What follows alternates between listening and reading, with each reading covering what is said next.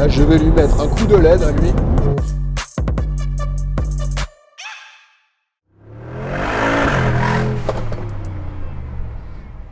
Brabus 900 XLP, seulement 10 exemplaires dans le monde. Bonjour à tous les amis, j'espère que vous allez bien. Alors voici de l'exclusivité, hein. Vous me demandez souvent des essais exclusifs. C'est la première fois qu'un média français essaye cette version ultra rare du G63 AMG entièrement modifiée par Brabus et surtout transformée en pick-up avec un moteur de pas moins de 900 chevaux sous le capot.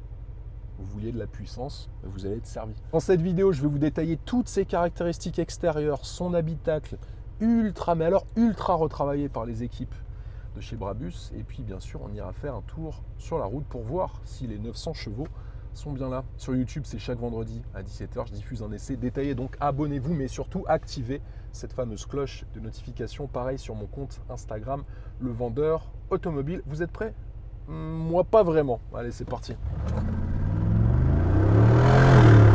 Une chose que je voulais absolument vous montrer, regardez cette petite option, lorsqu'on ouvre les portières, on a le marchepied qui se déploie. Mais c'est pas ça que je voulais vous montrer, ça se passe à l'intérieur. Vous avez des écrans à l'arrière de cette voiture qui vous permettront de regarder de la Formule 1. Parce que bien sûr, ils sont connectés à Internet, vous pouvez faire de la partage de co avec vos appareils, les iPads, les smartphones également. Et si vous êtes connecté à un VPN comme NordVPN, là vous pourrez regarder tous les grands prix de Formule 1 gratuits, confortablement assis à l'arrière de votre Brabus 900 XLP. C'est pas beau ça? Même les grands prix de MotoGP, il faudra juste vous connecter au site de la RTBF en Belgique avec NordVPN. Là, vous irez sur leur site internet, vous allez dans la section Formule 1 et là, tous les grands prix seront gratuits. Pareil sur les plateformes de vidéo à la demande comme Netflix, il y a certaines séries qui sont pas disponibles en France mais qui sont disponibles dans d'autres pays. Avec un VPN comme NordVPN, là, vous pourrez facilement vous connecter et regarder des séries pas disponibles en France. C'est pas beau tout ça? Vous avez juste, si vous voulez en profiter, à cliquer sur le lien que je vous ai mis en description de la vidéo. C'est une offre exclusive, spécialement pour vous, les amis. C'est satisfait ou remboursé au bout de 30 jours. Vous n'êtes pas content, vous passez à autre chose et puis vous n'aurez pas NordVPN malheureusement. Et si ça vous plaît, vous pourrez conserver votre abonnement NordVPN. Bon, il serait peut-être temps que j'essaye ce Brabus 900 XLP maintenant. Sur l'extérieur, commençons par la face avant, tout en haut du pare-brise. Regardez, 3 barres à LED avec un empiècement en fibre de carbone. En plus, ces LED sont ultra puissantes. Vous pouvez les déclencher à partir d'une commande qui est située dans la coudoir centrale à l'avant du véhicule. Je l'ai essayé à plusieurs reprises sur autoroute pour écarter les gens de mon chemin. Ça marche super bien, mais c'est même un petit peu trop violent, surtout en pleine nuit. Autre élément assez spectaculaire, c'est cet empiècement sur le capot moteur qui surélève le capot moteur d'une bonne dizaine de centimètres, tout en fibre de carbone. Faut s'entraider, par contre, c'est complètement factice, c'est purement esthétique. À noter que vous avez le logo Brabus juste ici, calandre entièrement redessiné avec cette rallonge de calandre juste ici en fibre de carbone avec ces deux ailettes verticales rouges siglées Brabus. Vous pouvez aussi les avoir dans d'autres couleurs, sur le Super Black c'était en blanc, fibre de carbone, logo Brabus en son centre, monogramme Brabus, feu à LED bien sûr. Le bouclier a été entièrement redessiné et adapté à cette version 900 XLP avec un mini pare-buffle juste ici et juste derrière ce pare-buffle on a un système de treuil avec une capacité de traction de 4,5 tonnes, 30 mètres de câble. Autant vous dire que là vous pourrez déplacer les voitures qui se sont mal garées à côté de chez vous sans aucun souci. Et un ski de protection en fibre de carbone anti-encastrement. Les feux de jour ont été déplacés juste ici avec de très grandes entrées d'air pour venir bien sûr apporter de l'air au moteur et aussi refroidir le système de freinage. L'avant, on n'a pas envie d'être piéton et de se le prendre en pleine gueule. Ça c'est clair, il est juste hallucinant. Et ce qui est marrant, c'est que sur autoroute, vous allez voir d'ici quelques minutes, quand les gens vous voient arriver, parce que j'ai pris une vitesse assez mais inimaginable avec cette voiture, bien au-delà de 200 km/h, quand ils vous voient arriver et que vous activez les LED et ils voient cet énorme capot, ils ont l'impression que la fin du monde est proche. Perso, je suis super fan de l'avant de cette voiture. Je pense que c'est la partie la plus spectaculaire du véhicule. Regardez-moi cet empattement 3,39 m. C'est assez inédit un empattement de 3,39 m, en tout cas pour les voitures que j'ai l'habitude d'essayer. Et ça lui donne aussi ce côté ultra hors norme, je trouve, et peut-être trop encombrant quand on le regarde. Des roues gigantesques. 325 de large sur les 4 pneus. On est sur du Scorpion ATR, sur des jantes forgées de 22 pouces bicolores avec le centre des roues logoté Brabus. Étrier de frein rouge, bien sûr siglé Brabus, vous en doutez. On a le Brabus Ride Control qui permet d'ajuster les suspensions, une garde au sol qui a été surélevée de 49 cm par rapport à un G63 AMG standard. Des élargisseurs d'ailes, bien sûr on a mis ce qu'on appelle des wheel spacers, en français des écarteurs de voie, j'ai plus le terme en tête. Également de la fibre de carbone sur les passages de roues. Là on n'est pas sur des passages de roues en couleur carrosserie, on en retrouve aussi juste ici sur ces extracteurs d'air qui sont factices d'ailleurs, avec le monogramme Brabus qui est repris juste au-dessus de la fibre de carbone sur la ligne de caisse et même sur les poignées de porte, tout comme sur les coques de rétroviseur avec le répétiteur de clignotant, la caméra pour utiliser le système de caméra à 360 degrés qui a été adapté d'ailleurs à la taille du véhicule, il faut le noter. On a un déflecteur que je vous ai montré à l'instant, logoté Brabus, en fibre de carbone, galerie de toit en aluminium. On a même cette partie qui au bout est logoté Adventure et bien sûr une ligne d'échappement en acier inoxydable avec un encerclement en fibre de carbone et vous avez même une LED de couleur rouge qui se situe entre l'acier et la partie en fibre de carbone. Les marchepieds se déploient bien sûr électriquement, vous en doutez. Regardez plutôt, sans les marchepieds, moi je fais 1m88, je vous le rappelle, pour monter dans la voiture il vous faut au moins ça et pour en descendre c'est la même chose. Regardez plutôt, et là je vais fermer. Ça c'est super pratique.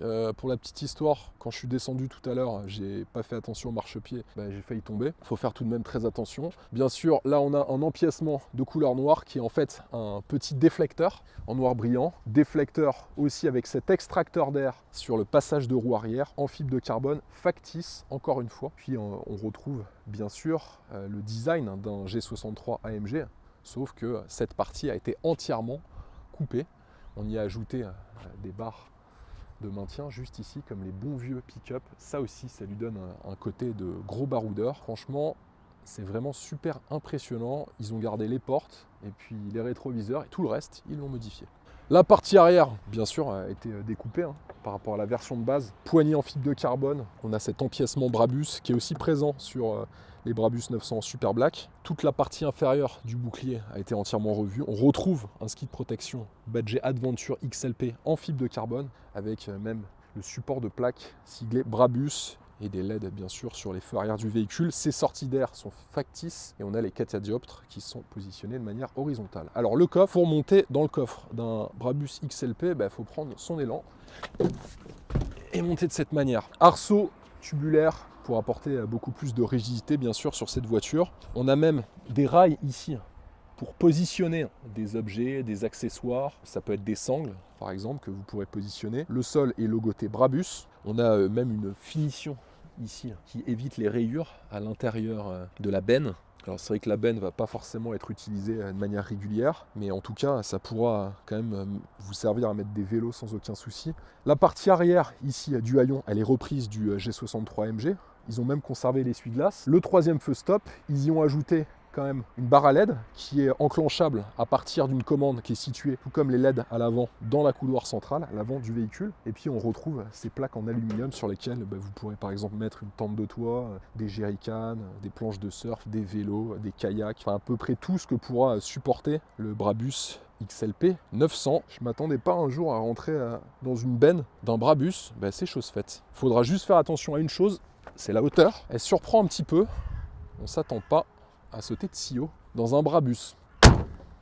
Au niveau de ses dimensions, c'est un véhicule de tous les superlatifs. Longueur 5,33 m, largeur 2,10 m, hauteur, regardez plutôt, 2,30 m avec la galerie. C'est hallucinant de voir ça dans un classe G, 63 MG complètement modifié. Le poids, forcément, il prend de l'embonpoint. 2936 kg à vide sur la balance. Donc vous allez ajouter 4 personnes, des bagages, vous serez pas loin des 3,5 tonnes. Limite, il vous faudra changer de permis pour pouvoir le conduire. J'exagère à peine. 2936 kg. Mais vous inquiétez pas, il y a un moteur qui est très puissant. Le moteur. Alors déjà, ce qui est pratique, regardez, moi je fais 1m88. Je tiens à le préciser, parce que quand on voit la voiture, on a l'impression que je fais 1m40. Ce qui est pratique, c'est que là, vous n'avez pas à vous baisser accroupi pour soulever le capot moteur. Il est quasi à la hauteur de votre visage. Capot moteur, avec un appendice en fibre de carbone, mais on retrouve de la fibre de carbone rouge sur le cache moteur, cette fois-ci, avec l'inscription Brabus 900 biturbo 4,5 litres et non 4 litres, car c'est un V8 4 litres de base dans la cylindrée et passe à 4,5 litres, 900 chevaux, 1250 Nm de coupe, réduit à 1050 Nm de coupe pour protéger bien sûr et conservé la boîte de vitesse à 9 rapports, qui est identique à celle du G63 AMG. On a bien sûr, pour arriver à cette puissance, installé un nouveau turbo, nouveau vilebrequin, nouveau piston, nouvelle bielle et une nouvelle cartographie, forcément. Pour arriver à une telle augmentation de sa puissance, c'était forcément et très logiquement nécessaire. Les performances 0 à 100 km/h, écoutez bien, c'est un véhicule de 3 tonnes. 0 à 100 abattu en 4,4 secondes. Et il les fait facilement, vous allez voir tout à l'heure. Et ce qui est impressionnant, c'est que sa vitesse max est normalement bloquée à 210 km/h, mais là on a essayé une version dont la vitesse max n'était pas bloquée, et donc j'ai pris beaucoup plus que 210 km/h avec un véhicule de 3 tonnes, et je ressentais pas que j'étais dans un véhicule de 3 tonnes avec un empattement de 3,39 m. Je pense que vous allez voir la vitesse que j'ai prise sur l'autobahn dans quelques minutes, vous allez halluciner, vraiment, parce que moi j'étais scotché, hein. J'ai mis une demi-heure à m'en remettre. Consommation annoncée à 14,4 litres par le constructeur Brabus, alors ça c'est dans vos rêves, hein. Moi j'étais à 30,4 litres. Consommation annoncée par le constructeur, là vous doublez et vous êtes dans le vrai. Après, si vous aimez bien faire de l'éco-conduite avec ça, j'en doute fort, vous arriverez peut-être à 20 litres, mais en dessous, dans vos rêves les plus fous. Sur son prix, bon là aussi c'est hors norme, 783 000 € TTC avec la TVA à 19% qui est applicable en Allemagne. Donc en France on est à 1% de plus, à 20% sur la TVA, donc vous allez payer quelques milliers d'euros de plus seulement. Bon, vous serez à 785 000 € et quelques poussières. Bon, le prix est à la hauteur du véhicule, hein, c'est le cas de le dire, inatteignable pour 99,9% des gens, dont je fais partie. Il faudra bien sûr ajouter en France ce fameux malus écologique, puisque la voiture émet, je pense que là, si Anne Hidalgo écoute ça, elle va avoir une crise cardiaque, 350 grammes de CO2 par kilomètre. Donc là, vous paierez le super malus écologique de 40 plus votre certificat d'immatriculation. Bon, en tout, pour l'avoir immatriculé en France, vous paierez 50 000 € en plus. Donc là, vous allez dépasser les 800 000 €. Mais à ce prix-là, vous aurez 900 chevaux avec un pick-up qui va bien au-delà de 200 km/h et surtout un look juste inimitable. Et rien que pour ça, ça vaut le coup. Ah, j'adore ça. Regardez, regardez.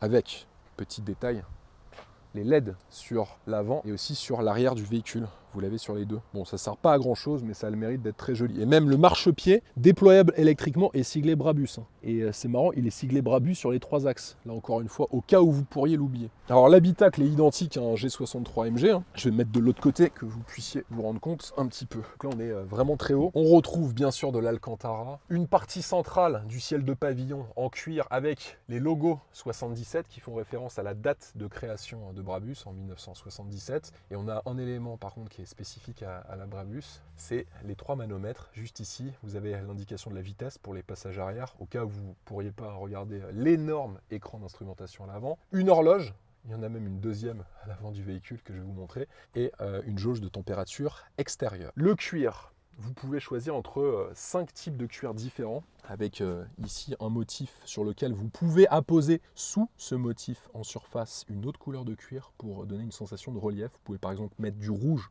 sous cette surface en noir et vous pourrez apercevoir le rouge via les perforations qui sont faites juste ici. Ils ont vraiment le souci du détail. On a les plaques Brabus Masterpiece avec la signature de Constantin que j'ai rencontré tout à l'heure, qui est ni plus ni moins que le président directeur général de Brabus. Si vous me suivez sur Insta, vous verrez, j'ai fait des posts avec lui, qui est d'ailleurs un vrai passionné de voiture et roule en AMG GTR Pro. On retrouve les motifs 77 juste ici, dans les vides-poches. On a une voiture dont toutes les pièces ont été peintes en rouge mat. Ça, c'est assez joli parce que ça aussi, ils le proposent chez Brabus, ils peuvent tout vous repeindre. Et ça a été le cas pour ce client. On a 2 écrans pour les passagers à l'arrière du véhicule. Les poignées de maintien sont en fibre de carbone, s'il vous plaît. On a même un accoudoir central avec 2 portes-gobelets. Alors là, vous n'avez pas de trapaski, forcément. Mais vous pourrez voir ce qui se passe facilement dans la benne de votre véhicule. Autre point à noter, les surtapis reprennent les motifs en cuir. On a toujours la plaque Brabus Masterpiece avec la signature de Constantin et même les revêtements de sol sont en cuir. Ça, c'est quand même assez hallucinant de voir ça. C'est valable à l'arrière et aussi à l'avant du véhicule. Chose à noter, les contreportes prennent 25 heures à assembler. Fibre de carbone, surpiqûre, différents motifs de cuir. On a ce cuir arrondi avec le motif 77, du cuir sur le bas de la contreporte, des pièces en rouge mat, même le bouton juste ici est en rouge mat, les vitres sont surteintées à l'arrière, 25 heures de travail par contreporte, donc vous n'avez pas moins de 100 heures juste pour faire l'assemblage du cuir avec la fibre de carbone et les pièces sur la contreporte. Je parle juste d'assemblage, hein, même pas de peinture ou de confection de ce cuir-là, juste d'assemblage, 25 heures. Imaginez-vous bien.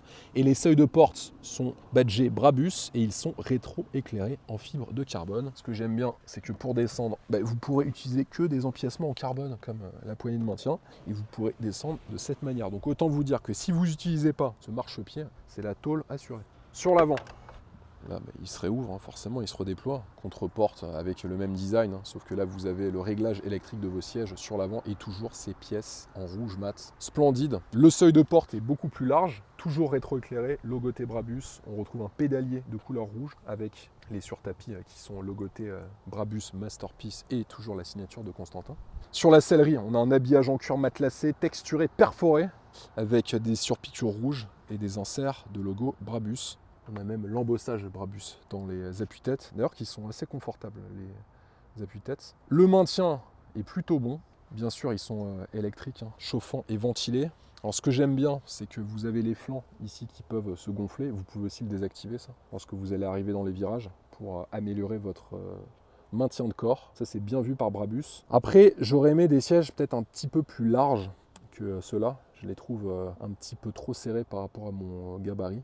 Bon, moi je suis un petit peu large et peut-être trop gros, hein, c'est peut-être pour ça. Mais sinon, le confort de l'assise et du dossier sont vraiment très bons. Mais je pense que vous pourrez facilement demander à Brabus qui vous ajuste les sièges en fonction de votre corpulence. Je vais finir par vous dire que je suis trop gros. Volant en cuir retravaillé avec rappel à 12 heures. Là, on n'a pas de fibre de carbone. En revanche, un très beau cuir avec cette couleur contrastée rouge mat qui lui va très bien, même sur le logo Mercedes. Et donc, ils aiment bien aller vite, hein, chez Brabus. On retrouve tous les éléments que je vous avais déjà détaillés dans le G63 MG, y compris le petit magnétino pour changer les modes de conduite qui vont s'afficher sur l'écran d'instrumentation. Palette très ergonomique, siglée Brabus en fibre de carbone, s'il vous plaît. Le système d'instrumentation, c'est bien sûr le même avec toujours le pavé tactile qui vous permet de naviguer et de tout personnaliser. Et on a bien sûr un écran d'instrumentation qui est spécifique à cette version Brabus avec l'inscription Brabus et un affichage qui lui n'existe pas sur les versions du G63 AMG. Sinon, peu de différence, on retrouve toujours de l'Alcantara, même sur les pare-soleils, c'est aussi le cas, et de la fibre de carbone à profusion. On a même le haut-parleur tout en haut du ciel de pavillon qui est lui aussi peint en rouge mat. Là aussi de la fibre de carbone sur la console centrale et même les buses d'aération et les commandes des 3 différentiels sont en rouge mat. Là ils sont allés très loin par rapport à la version standard. C'est dur de dire standard sur un G63 MG. Les seuls éléments qui ont été repris, qui n'ont pas été modifiés, ce sont ces boutons en piano black que vous voyez ici de la climatisation et les commandes d'accès rapide. En revanche, il y a une horloge Panerai qui a été ajoutée, de la fibre de carbone au centre. On retrouve ici les mêmes commandes que sur un G63 MG avec l'activation des clapets d'échappement, la caméra 360, la boîte courte, réglage des suspensions. Puis là aussi, vous pourrez choisir vos différents modes de conduite. Donc vous pouvez le faire aussi bien au volant que sur la console centrale. Et alors ça par contre, ça j'ai adoré. Regardez plutôt les commandes des LED qui sont à l'extérieur. Donc là vous avez les LED de devant et ici la LED à l'arrière du véhicule dans la benne que vous pourrez activer. Alors ça c'est pas très pratique, c'est vrai qu'on doit à chaque fois ouvrir la coudoir centrale et puis appuyer sur le bouton. Donc si vous voulez l'activer à plusieurs reprises, vous êtes obligé de rouler avec la coudoir qui est dans sa position ouverte. Ça c'est pas très bien vu, il aurait peut-être fallu ajouter des boutons juste ici. Mais je vous l'avoue, c'était un petit peu moins esthétique que de le cacher à l'intérieur de la coudoir centrale.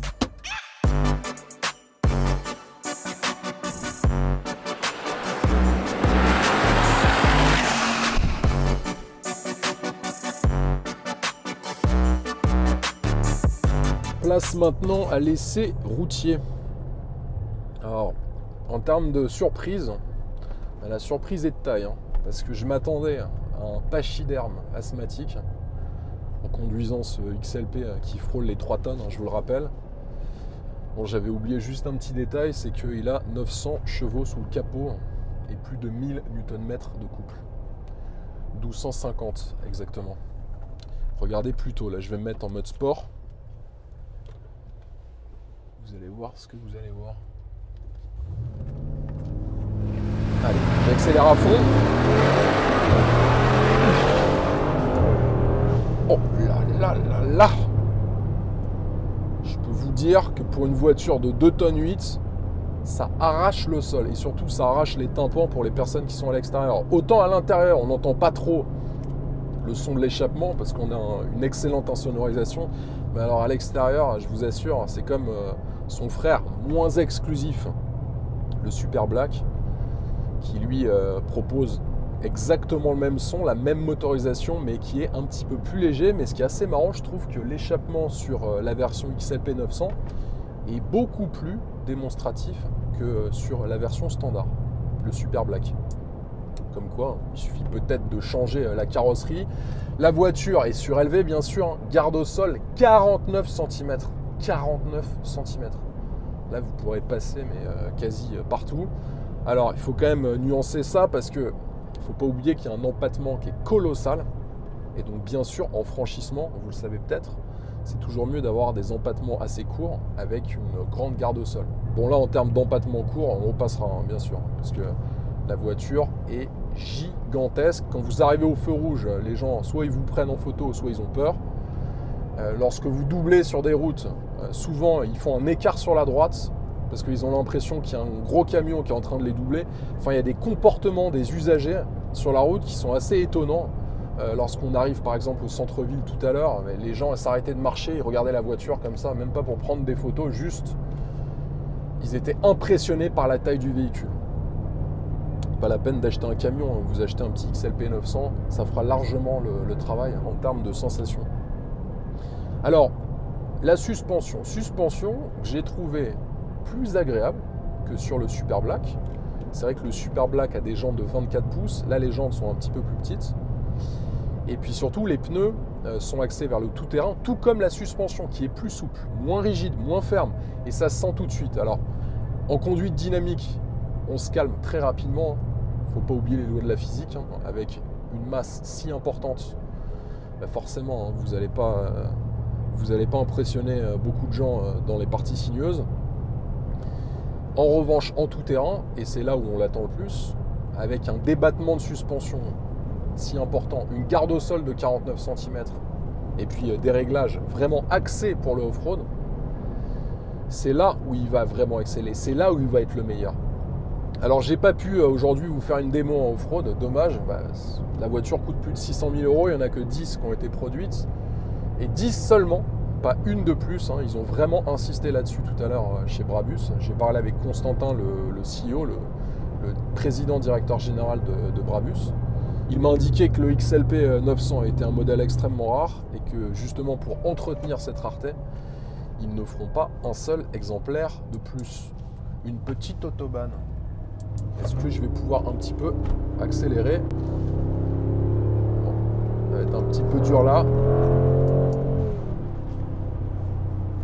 Alors à noter, là sur l'écran d'instrumentation, l'ordinateur de bord m'indique 30,4 litres en moyenne, sachant que j'ai roulé plutôt cool là jusqu'à maintenant. Bon, je pense que pour descendre en dessous des 20 litres au 100, bon courage, parce que entre le V8 de 900 chevaux, les 1250 Nm de couple et puis le poids, bon, à un moment on peut pas faire de miracle non plus. Donc ça c'est vrai que c'est un de ses gros défauts. Et les reprises, là je suis à 145 km/h, j'ai l'impression d'être dans une berline. Et même à cette vitesse, il relance. Regardez, là je suis en 6, je vais me mettre en 5, j'accélère. Bon, et puis il repart direct, 170. Ah, c'est super impressionnant. En fait, on ne s'attend pas quand on regarde le véhicule à des performances aussi élevées. Il y a vraiment un paradoxe entre ce qu'il représente et ce qu'il arrive à faire. Et qui est assez bluffant. Moi, je ne m'attendais pas du tout à être collé au siège lors des premières accélérations. Or, on est vraiment collé au siège lorsqu'on accélère à fond, surtout lorsqu'on fait un launch control. Je vais vous en faire un tout à l'heure. Bon, dommage, encore une fois, sur les autoroutes, il y a beaucoup de monde, donc difficile de vraiment vous montrer ses performances. Et puis, Brabus m'a quand même indiqué de faire attention sur les distances de freinage, parce que alors là, on est très loin, mais alors très très loin d'une voiture de sport.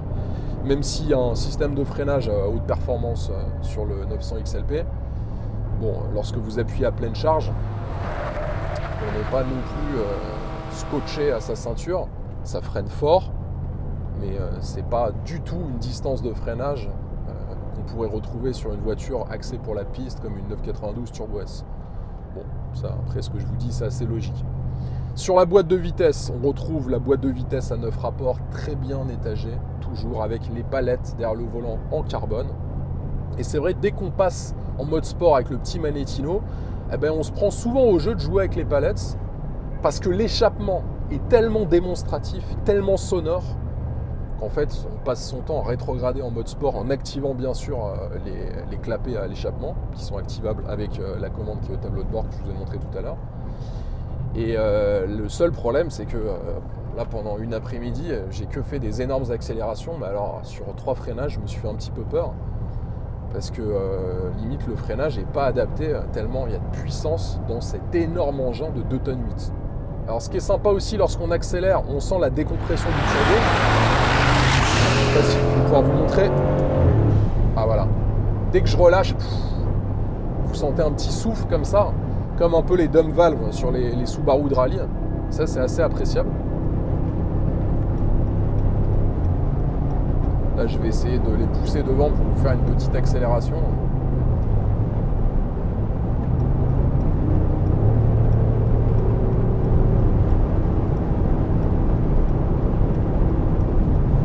Là, je suis à 170 km/h dans un pick-up. Hein. Tout va bien.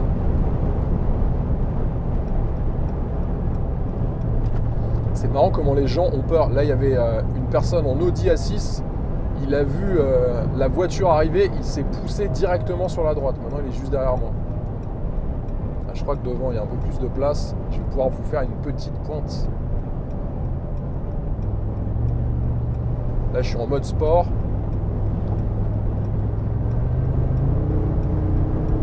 Ah, là, il se pousse, regardez, hein, il se pousse. Hein. Ah, les gens se poussent avec cette voiture, hein, ils se poussent tous. Hein. Regardez, 192, 200 km/h.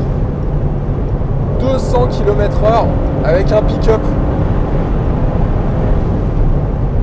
220 km/h en pick-up. Voilà, ça, c'est le Brabus 900 XLP. J'avais jamais pris autant de vitesse. Je crois que j'avais pris avec un Ford Raptor 170. Alors 220, jamais. Et en plus, vous le faites dans un confort hyper appréciable. Bien sûr, la jauge à carburant s'affole. Hein. Elle est même en PLS lorsque vous commencez à solliciter le moteur. Mais alors, quel kiff de rouler à plus de 200 km/h dans un engin de 900 chevaux qui ressemble plus à une armoire normande qu'à une voiture. Ça sert strictement à rien, mais en fait, je trouve ça indispensable à avoir lorsqu'on a le budget. Alors bien sûr, hein, avec un tarif si élevé, vous l'avez compris, c'est pas à la portée de toutes les bourses. Mais je peux vraiment comprendre les gens qui ont les moyens et qui se disent mais qu'est-ce que je pourrais prendre comme voiture atypique, hors norme, extraordinaire. Si vous vous posez encore la question et que vous souhaitez avoir une réponse, n'hésitez pas à m'envoyer un message, hein, je vous donnerai quelques conseils du côté de chez Brabus. Mais ce 900 XLP, tout comme son frère le Super Black, il me laisse un excellent souvenir et je pense qu'il va me laisser encore un meilleur souvenir que le Super Black. De par sa taille, son côté bestial et surtout la sonorité ultra rauque de son échappement.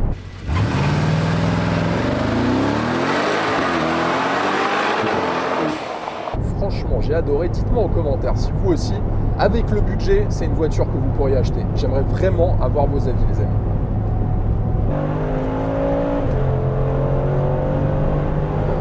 J'hallucine, c'est un pick-up quoi. Je suis déjà à 200 km/h. Non mais j'hallucine vraiment. Oh là là là là.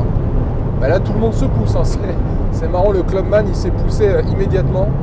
Il s'est dit mais qu'est-ce que c'est que ce missile énorme qui arrive derrière moi. Franchement c'est flippant comme voiture. Autant vous montez dans une Porsche Turbo qui a 500 ou 650 chevaux. Bon, bah, vous vous attendez à quelque chose d'impressionnant en termes de perf, mais pas dans un pick-up de 3 tonnes. On s'attend à une enclume. Oh là là, regardez ça. Regardez ça.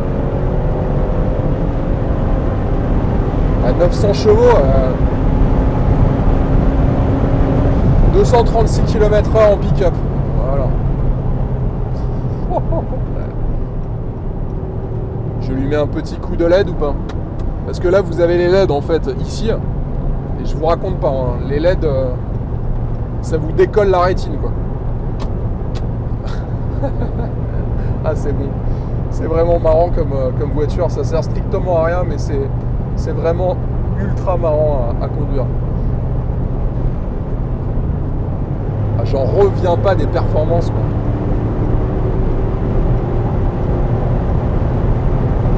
« 212, 219. » Là, je vais lui mettre un coup de LED à lui, qu'il se pousse. Regardez les LED, comment elles sont efficaces. Coup de LED. Oui, il s'est immédiatement poussé. Je suis à 210, je cruise à 210 dans un pick-up, hein, tout va bien.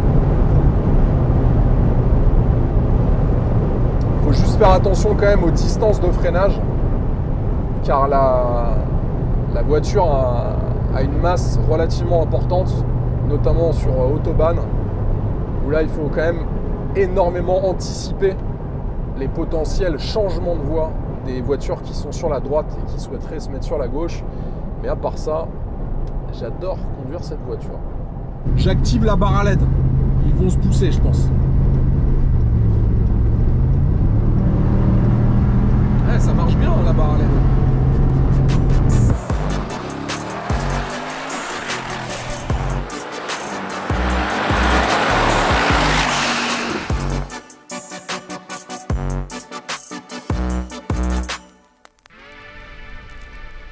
Il faut maintenant conclure l'essai de ce Brabus 900 XLP. Ce que j'ai retenu parmi ses défauts, c'est une consommation de carburant gargantuesque, un prix indécent et un encombrement hors norme pour nos territoires en France. Heureusement, je vous rassure, il y a beaucoup de qualités. Déjà des performances hallucinantes pour son gabarit et pour un pick-up. On a un soin apporté à l'habitacle et aussi à l'esthétique et à la préparation extérieure qui sont vraiment haut de gamme. Et puis une rareté.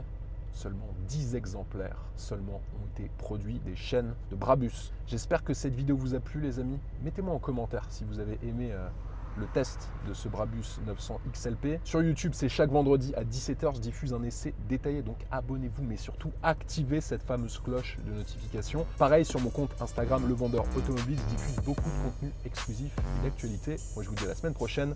Allez, ciao!